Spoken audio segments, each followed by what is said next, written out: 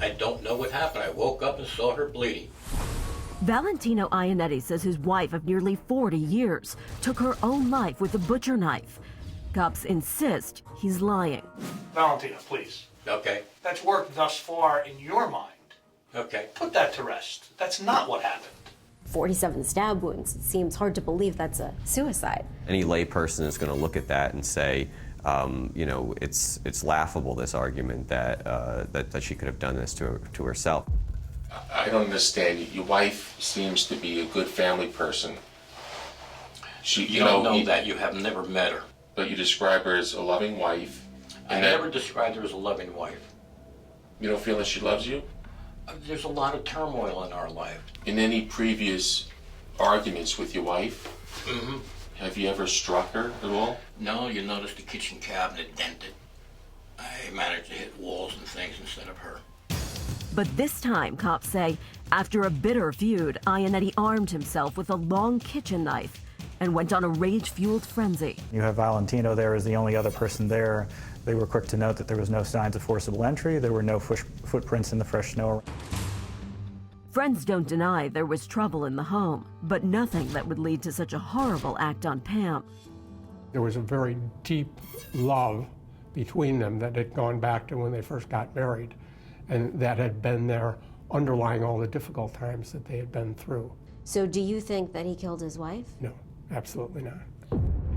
And through uncontrollable sobs, Ianetti unflinchingly sticks to his story, that he found his wife alive and bleeding, that he moved the knife to the kitchen and called 911.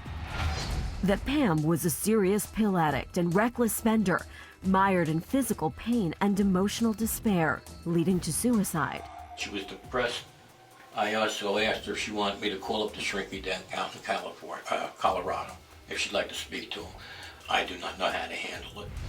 Frustrated detectives try a different tactic to shake their suspect loose. They tell Ianetti his wife did not die.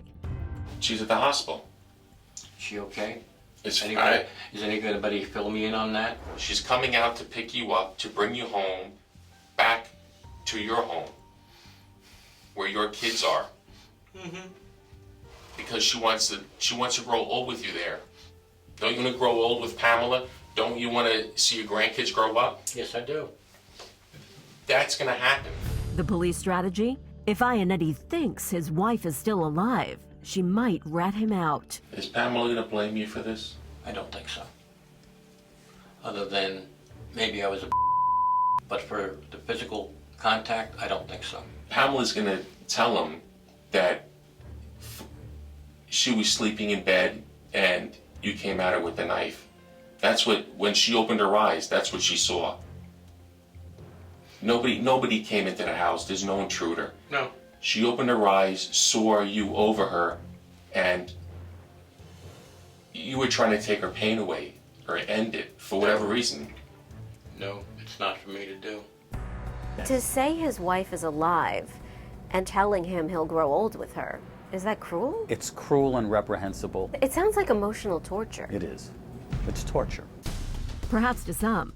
But for law enforcement, such tactics are fair game in the pursuit of truth. They want to create an atmosphere where somebody begins to doubt themselves. When you're presented with lies, the Supreme Court grants the police the right to lie during interrogations.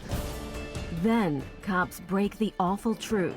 Valentino, I have some bad news. When? I did not know, but Pamela passed away. Now what am I going to do?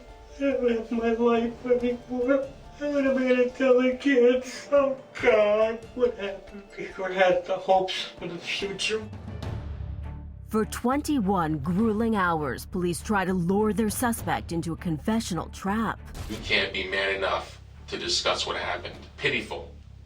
And I have no respect for that. It seems some cracks are forming in Ianetti's armor. Polygraph test? I don't know. And if you took a polygraph test, would you pass it? I don't know. You're saying I might have something hidden. All I remember was getting up and seeing her on the floor. Maybe it'll bring out the truth. I don't know. I don't think a polygraph at this point is needed because I think we could discuss the truth right now. Bring a psychiatrist in, put me under? I don't know. I don't recall anything. All I remember was getting up and seeing her on the floor. Cops seize on Ianetti's apparent weakening.